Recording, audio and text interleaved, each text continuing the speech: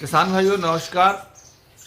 ये बिल्कुल मई का आखिरी सप्ताह, एकदम आखिरी दिन चल रहे हैं और हमें उम्मीद है कि आप अपने खेत में सब तैयारी कर रहे होंगे। और अब ये में जो धान की फसल लगाई जा रही है, तो तमाम जगह से सिर्फ यही सब किसानों के लिए सब लोग सोच रहे हैं कि किसान भाई ऐसा क्या करें कि उनको उनकी फसल अच्छी उपज हो, अच्छी पैदावार मिले। उसके लिए अच्छे बीजों का सिलेक्शन और समय से खेती, दो चीज़ें बहुत ज़रूरी है। और इसमें तीसरी चीज़ है जो वो है सरकार। सरकार असल में क्या है कि जबकि ये सबको पता है कि भारत देश किसानों का देश है और यहाँ बहुत बड़े पैमाने पर किसान इस देश में खेती करके गुजर बसर करते हैं।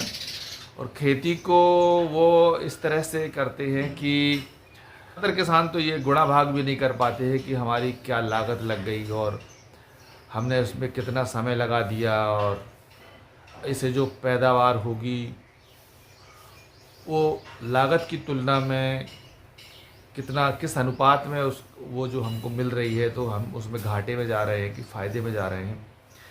ये तो ज़्यादातर किसान ये सोचते भी नहीं हैं। और किसानों को जागरूक करने के लिए भी गवर्नमेंट के पास कोई ऐसे सिस्टम नहीं है, और जो सिस्टम थे भी वो सिस्टम धीरे धीरे बैठते जा रहे हैं। जैसे कृषि विश्वविद्यालय थे, कृषि विज्ञान केंद्र थे, अब कृषि विश्वविद्यालयों में नियुक्तियां नहीं हो रही हैं। कृषि विज्ञान केंद्र में वैज्ञानिक नहीं है, रिसर्चर नहीं है, जैसे बिल्कुल मृत प्रायः पड़े हुए हैं। आप कभी वहाँ जाओ तो वीरान टाइप का लग रहा है। तो इससे भी किसानों देख ऐसा लग रहा है कि भाई किसानों की तरफ कोई देखने वाला नहीं है। तो किसान भाइयों, इसलिए हम सबको ये काम करने का है कि खेती बाड़ी एकदम समय से हो जाए, और जितनी भी बची हुई है, क्योंकि खेती की भी एक समस्या है कि हम सब लोग खेती पर निर्भर हैं और ज़्यादातर खेती मानसून पर निर्भर है। तो सब भगवान भरोसे हैं। अच्छी बारिश गिर गई तो फसल आ गई, और नहीं है तो बैठे हैं।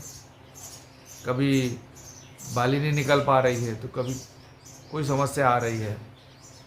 तो सरकार को असल में चाहिए कि वो किसानों के पक्ष में कुछ ऐसी नीतियां बनाए जिससे कि यहाँ का भी किसान थोड़ा अपना रहन सहन ठीक कर ले, अपने बच्चों की पढ़ाई लिखाई करा ले। अब पढ़ाई लिखाई में भी आप देखिए कि जहाँ हमारे बच्चे पढ़ते हैं, सरकारी स्कूल हैं, उन स्कूलों में बहुत बड़े पैमाने पर, मध्य प्रदेश में तो क्या पूरे देश में शिक्षकों की कमी बनी हुई है।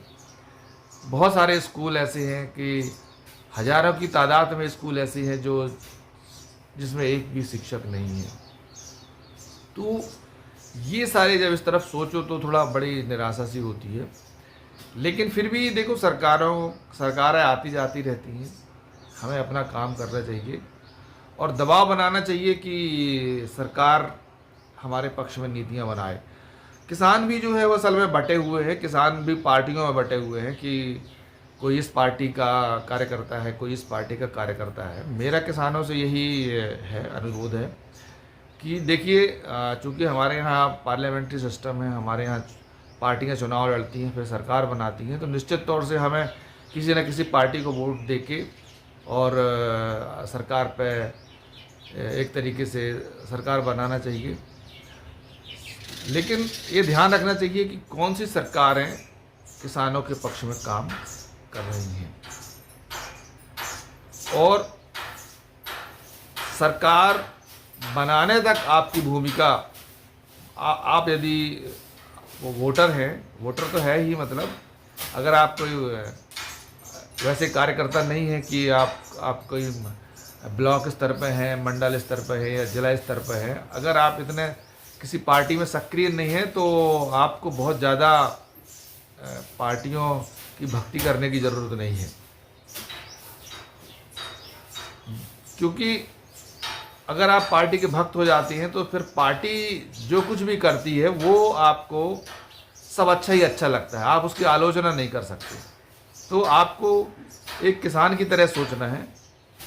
और आप अगर गांव क्षेत्र में रह रहे हैं तो आप एक ग्रामीण जन की तरह भी सोचना है कि हम एक गांव में रहते हुए हमें किस तरह की सुविधाएं हैं और हमें किस तरह की सुविधाओं की ज़रूरत है, और क्या ये सरकार उस तरह की सुविधाएं उपलब्ध करवा पा रही है या नहीं करवा पा रही है। अब जैसे यही सरकार जो है, इन्होंने बहुत अच्छे अच्छे वादे किए थे कि हम किसानों की आमदनी दुगनी करेंगे, पर ये कितना झूठ बोलते हैं ये लोग। किसानों की आमदनी तो दुगनी हुई नहीं, महंगाई लगातार बढ़ गई, बिजली के रेट बढ़ गए, जो रासायनिक खादें हैं उनकी सब्सिडी घटा दिए तो उनके दाम बढ़ गए। उनके बैग में से इन्होंने जो अंदर जो भरा हुआ है रासायनिक खाद भरी हुई है उसकी मात्रा कम कर दी। जैसे 50 किलो की जो कट्टी आती थी उसमें से 5 किलो निकाल लिया, रेट वैसे के वैसे ही रखा।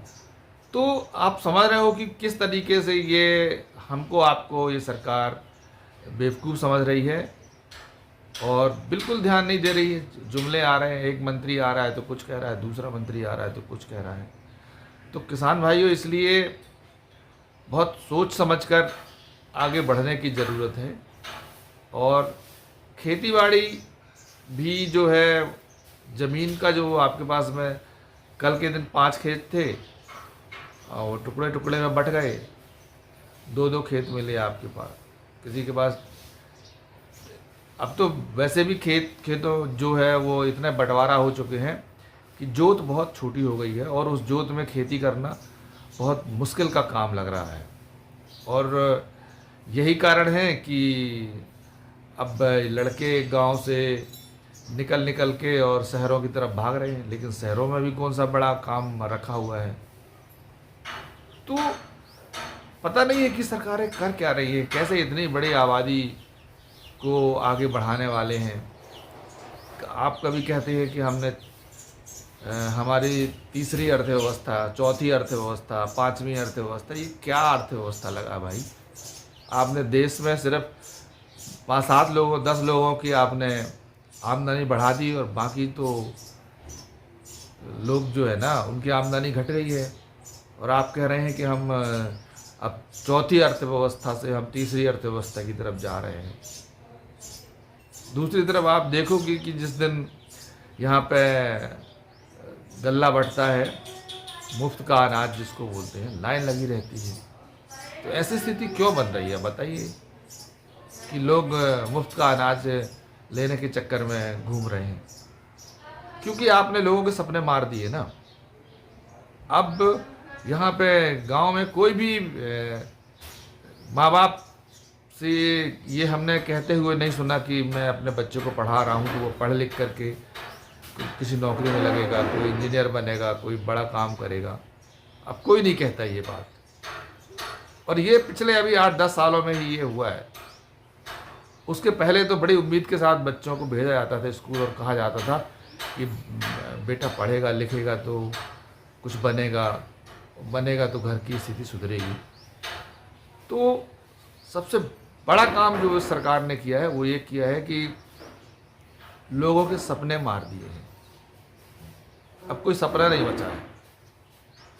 और लोग जिसको बोलते हैं ना कि जब सपने खत्म हो जाते हैं तो लोग भक्ति काल में पहुंच जाते हैं, इसीलिए वो नेताओं की भक्ति में करने लगते हैं लोग, और इसके बाद में भगवान भरोसे बैठ जाते हैं। क्योंकि उनको अब उनका दिमाग ही काम नहीं कर रहा है कि हमारी परेशानी है तो इसकी क्यों है, क्या कारण है उन परेशानियों का।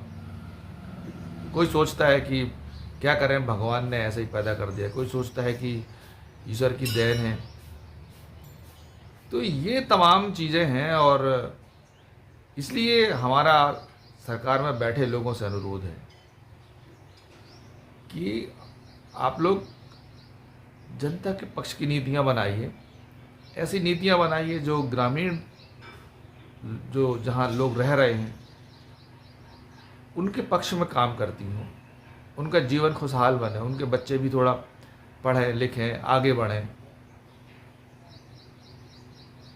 तो साथियों, मैं आपसे खेती की बात जो कह रहा था तो उसमें खेती में तो अब लागत बहुत बढ़ती चली जा रही है, तो इसलिए कई कई विधियां आ रही हैं उसमें कि आप खेती किस विधि से करेंगे, कैसे करेंगे। कि अब खाद खरीदने जाओ तो हमको बताया नहीं गया है कि नैनो यूरिया जो है वो किस तरह से वर्क करती है, और हम जब वो खाद खरीदते हैं उसके साथ वो 1 बॉटल 2 बॉटल हमको नैनो यूरिया भी चिपका देती हैं।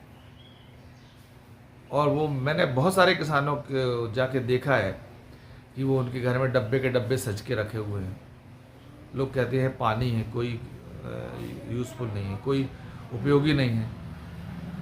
तो इस तरह की जो आपने तो किसी को नैनो यूरिया बनाने के लिए जो भी आपके रिश्तेदार होंगे या जो भी जो लोग होंगे, जो लोग इसका कारखाना खोले हैं, उनको तो आपने ओबलाइज कर दिया, उनको सारी सुविधाएं दे दी, सब्सिडी दे दी, सब कुछ कर दिया है, लेकिन उसका आउटकम क्या आ रहा है। तो कम से कम जब आप किसी को इस तरह का देते हैं तो ये भी आप देखिए कि उस वो जो प्रोडक्ट बना रहा है उस प्रोडक्ट को जनता में उसकी कितनी जागरूकता है, जनता उसके बारे में कितना जानती है। और ये उसके अंदर रखिए, ये प्रोग्राम भी रखिए कि भाई आपका काम उसको बताना है कि आप कैसे इस प्रोडक्ट का यूज़ करेंगे, इससे क्या क्या फ़ायदा होंगे, इसके साइड इफ़ेक्ट क्या हैं। तो इन चीज़ों में भी इस तरह से सरकारों को काम करना चाहिए। अब जो सरकारें जो इस तरह के कामों के लिए जो पैसा रहता था उसको पता चलता है कि रोड शो में लगा दिए उन्होंने, फला विज्ञापन में लगा दिया। तो ये तमाम जो पैसा है जो नीचे आता था जनता को जागरूक करने के लिए, वो पैसा अब हमको कहीं दिखता नहीं है, और इसलिए जागरूकता का लेवल भी ख़त्म होता जा रहा है। और ये है भी कि जो सरकारें ये सोचती भी हैं कि अगर लोग जागरूक हो जाएंगे तो हमारी सरकार कैसे चलेगी। तो लोगों को जानबूझ के वो उनको जागरूक ना करना, जानबूझ के उनको उस हालत में ढकेलते जाना है कि वो सिर्फ एक वोट बने रहें, हमको जब समय आए और हम जैसा कहें वैसा जाके तुरंत वो वोट डाल के आ जाएं। और हमारे फेवर में वोट तभी पड़ेगा जब लोग जो है ना जागरूक ना हो। ये अच्छी बात नहीं है। देर सवेर जब भी पता चलेगा तो लोग आपको अच्छा नहीं कहेंगे।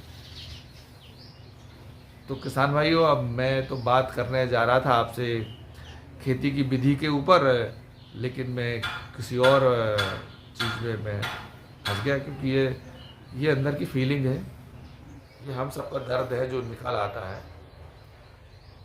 तो मैं अब चूँकि ये वीडियो लंबा हो जाएगा इसलिए मैं से यही ख़त्म करता हूँ बात को। लेकिन मैं अगली बार आपको ये बताऊँगा अभी फिर से कि भाई कौन कौन सी हमारे पास विधियाँ हैं खेती करने की, और जो सरल विधि कौन सी है, और जो कम लागत में अच्छी पैदावार दे वो कौन सी जो हमारे पास वैरायटियाँ आई हैं धान की, और उनको कैसे लगाया जाए, उनमें खरपतवार का नियंत्रण कैसे किया जाए, इन विधियों पर मैं आपसे अगले वीडियो में बात करूंगा। अब ये वीडियो तो आपका इसी काम के लिए चला गया, लेकिन आपसे पुनः अनुरोध है कि आप पार्टी की भक्तियों में मत लगिए, आप निकलिए और किसान बनिए। अगर आप किसान हैं तो किसान की तरह भी सोचिए, अगर आप मजदूर हैं तो एक मजदूर की तरह भी सोचिए। आपको किसी पार्टी के कार्यकर्ता की तरह अगर आप सोचोगे तो आप परेशानी में पड़ोगे।